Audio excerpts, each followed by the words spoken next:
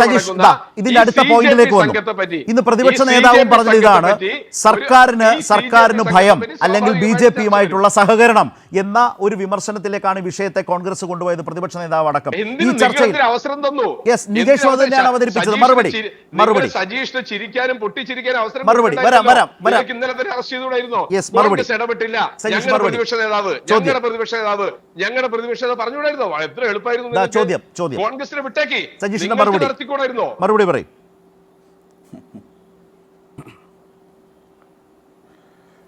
കോൺഗ്രസിനെ അങ്ങനെ വിട്ടുകൂടാല്ലോ ശ്രീ നിജേഷ് അരവിന്ദ്. ഒരു കാര്യം, സ്പീക്കർ ഇങ്ങനെ പറയുമെന്ന് കരുതിയിട്ടാണോ നിങ്ങൾ മുൻകൂറായി സ്പീക്കർക്കെതിരായിട്ടുള്ള ബാനർ നിയമസഭയിൽ കൊണ്ടുവന്നത്? അല്ല, നിയമസഭയ്ക്ക് അകത്ത് വല്ല പ്രിന്റിംഗ് മെഷീനും പ്രതിപക്ഷ നേതാവ് ശ്രീ VD സതീശൻ പ്രത്യേകമായി വെച്ചിട്ടുണ്ടോ? ഇതൊക്കെ കള്ളക്കളിയാണെന്ന് മനസ്സിലാക്കാൻ അത് മാത്രം പോരെ? സ്പീക്കർക്കെതിരായിട്ടുള്ള ബാനറെ നേരത്തെ റെഡിയാക്കി കൊണ്ടുവന്നു. അല്ല, ഞാൻ പറയട്ടെ, താങ്കൾ പറഞ്ഞൊക്കെ ഞാൻ ആസ്വദിച്ച് കേൾക്കുകയായിരുന്നു.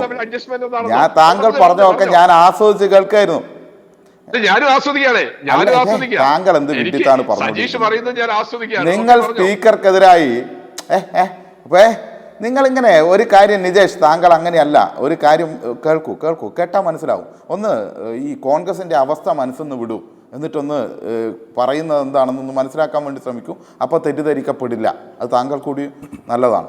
അതായത് സ്പീക്കർ അങ്ങനെ പറയുമെന്ന് കരുതിയിട്ടാണോ കോൺഗ്രസിൻ്റെ നേതാക്കന്മാർ അഡ്വാൻസായി സ്പീക്കർക്കെതിരായിട്ടുള്ള ബാനർ നിയമസഭയിൽ കൊണ്ടുവന്നത്? അവിടെ പ്രിൻറ്റിംഗ് മെഷീനൊന്നും ഇല്ലല്ലോ നിയമസഭയ്ക്കകത്ത്. അപ്പോൾ നിങ്ങളിത് മുൻകൂറായി കൃത്യമായി ഇന്ന് നിയമസഭയിൽ കുഴപ്പമുണ്ടാക്കണം എന്ന് തീരുമാനിച്ചു വന്നവരാണ്. നിങ്ങളുടെ കയ്യിലാകെയുള്ള അടിയന്തര പ്രമേയം ഇത് മാത്രമായിരുന്നല്ലോ, വേറെ ഒന്നുമില്ലല്ലോ. നിങ്ങളൊരു സബ്മിഷനായി പോലും ഇന്നലെ ഈ വിഷയം ഉന്നയിച്ചിട്ടില്ലല്ലോ. 26-ാം തീയതി ഈ വിഷയം ഉണ്ടായിട്ട് നിങ്ങൾ എന്താണ് നിയമസഭയിൽ ഇന്നലെ പോലും ഇത് മിണ്ടാതിരുന്നത്? ഒരു വാചകത്തിലെങ്കിലും ഇങ്ങനെയൊരു സംഭവം ഉണ്ട് കേട്ടോ, അവിടെ ഒരു പരാതി കൊടുത്തിട്ടുണ്ട് കേട്ടോ, നടപടി എടുത്തിട്ടില്ല കേട്ടോ ഒന്നും പറഞ്ഞിട്ടില്ലല്ലോ. അപ്പോൾ എന്നിട്ട് വന്നിട്ട് ഞങ്ങൾ അഡ്ജസ്റ്റ്മെൻറ്റ്, നിങ്ങളത് പറയണം. നിങ്ങൾക്കത് പറയാൻ വേണ്ടി പറ്റും, നിങ്ങളെ കൊണ്ടേ പറ്റൂ. കേരളത്തിൽ കോൺഗ്രസിൻ്റെ പ്രധാനപ്പെട്ട മുഖ്യമന്ത്രിമാർ R. ശങ്കറും അതുപോലെ തന്നെ K. കരുണാകരനും ആൻ്റണിയും 3 പേരും മക്കളെ BJPക്ക് കൊടുത്തിയ ആളുകളാണ്. ഇപ്പോൾ കേരളത്തിൽ BJPയുടെ സജീവമായ പ്രവർത്തകരായി നിൽക്കുന്ന 3 മുഖ്യമന്ത്രിമാരുടെ മക്കളെ കൊടുത്ത ആളുകൾ തന്നെ പറയണം. ഇനി ബഹുമാനായ ശ്രീ ഉമ്മൻചാണ്ടിയുടെ മകൻ, അദ്ദേഹം BJPയായിട്ട് യാതൊരു ബന്ധവുമില്ല, പക്ഷേ കേന്ദ്ര സർക്കാരിൻ്റെ അഭിഭാഷക പാനലിൽ അദ്ദേഹം ഉണ്ട്.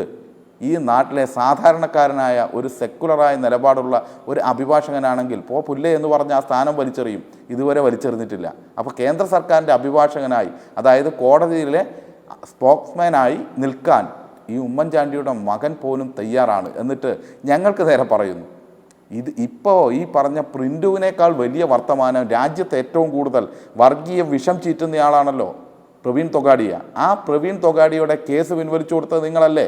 കേരളത്തിൽ വന്ന് നാട്ടിലുടനീളം വർഗീയ കലാപം ഉണ്ടാക്കാൻ വേണ്ടിയിട്ടുള്ള, മാറാട് കലാപം വാളിക്കത്തിക്കാൻ വേണ്ടിയിട്ടുള്ള പ്രസംഗം നടത്തിയ കേസ് പിൻവലിച്ചു കൊടുത്ത ആരാണ്? നിങ്ങളല്ലേ? MG കോളേജിൽ പോലീസ് ഉദ്യോഗസ്ഥൻ്റെ കാല് ബോംബെറിഞ്ഞ് തകർത്ത ABVP-കാരൻ്റെ കേസ് പിൻവലിച്ചു കൊടുത്ത ആരാ? നിങ്ങളല്ലേ പിൻവലിച്ചു കൊടുത്തത്?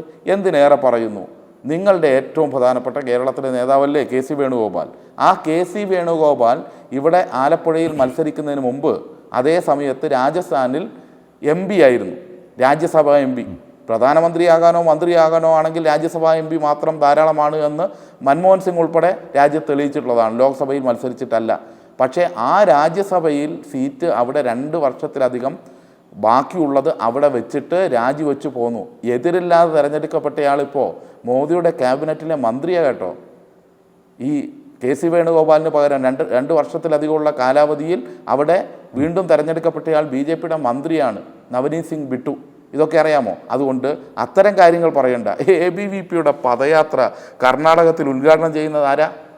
കർണാടകത്തിൽ ഉദ്ഘാടനം ചെയ്യുന്നത് അവിടുത്തെ ആഭ്യന്തരമന്ത്രി കർണാടകത്തിലെ പഴയ PCCയുടെ പ്രസിഡന്റ്. ഇതൊക്കെ എന്താണ്? ഇതിനൊക്കെ നിങ്ങളുടെ മറുപടി എന്താണ്? ഞങ്ങൾ എന്ത് നിലപാട് സ്വീകരിക്കുന്നതാണോ ചോദ്യം? ഞങ്ങൾ നിലപാട് സ്വീകരിക്കും. ഈ രാജ്യത്ത് ഞാൻ പറഞ്ഞ് അവസാനിപ്പിക്കാം. ഈ രാജ്യത്ത് മതന്യൂനപക്ഷങ്ങൾ വേട്ടയാടപ്പെടുമ്പോൾ ഡൽഹിയിലെയും അതുപോലെ UPയിലെയും തെരുവുകളിലേക്ക്, പാവപ്പെട്ടവൻ്റെ വീട്ടിലേക്ക്, മുസ്ലിം ന്യൂനപക്ഷത്തിൻ്റെ വീട്ടിലേക്ക് കേന്ദ്ര സർക്കാരിൻ്റെ BJPയുടെ RSSൻ്റെ JCBകൾ വന്നപ്പോൾ, ബുൾഡോസറുകൾ വന്നപ്പോൾ അതിൻ്റെ മുന്നിൽ നിവർന്നു നിൽക്കാനും തടയാനും വൃന്ദാക്കാരാട്ട് എന്ന് പറയുന്ന CPM-ന്റെ പോളിറ്റ് ബ്യൂറോ മെമ്പറാണ് ഉണ്ടായിരുന്നത്. അതുപോലെ തന്നെ ബിൽക്കിസ് ബാനു കേസുമായി ബന്ധപ്പെട്ട് പ്രതികളെ വെറുതെ വിട്ടപ്പോൾ അവരെ ശിക്ഷിപ്പിക്കാനും തിരിച്ച് ജയിലിലടപ്പിക്കാനുമെല്ലാം ആരാണ്ടായിരുന്നത്? CPM-ന്റെ നേതാക്കന്മാരാണ് ഉണ്ടായിരുന്നത്. സുഭാഷിണി അലിയാണ് ഉണ്ടായിരുന്നത്. ഈ തരത്തിൽ നിലപാടുകൾ ഞങ്ങൾ എല്ലാ സ്ഥലത്തും സ്വീകരിച്ചിട്ടുണ്ട്. പോലീസിന്റെ കാര്യം പറയുന്നു. രാജസ്ഥാനിൽ വെറും 6 മാസം പ്രായമുള്ള ഒരു കുഞ്ഞിനെ രാജസ്ഥാനിലെ BJP ഗവൺമെന്റ് നയിക്കുന്ന പോലീസ് ന്യൂനപക്ഷത്തിന്റെ വീടായതുകൊണ്ട് അവിടെ കയറി ചവിട്ടിക്കൊന്നു. 6 മാസം പ്രായമായ കുഞ്ഞിനെ. ഡൽഹിയിൽ നിന്ന് അടുത്താണല്ലോ. ഈ പറഞ്ഞ രാഹുൽ ഗാന്ധി അങ്ങോട്ട് പോയിട്ടുണ്ടോ?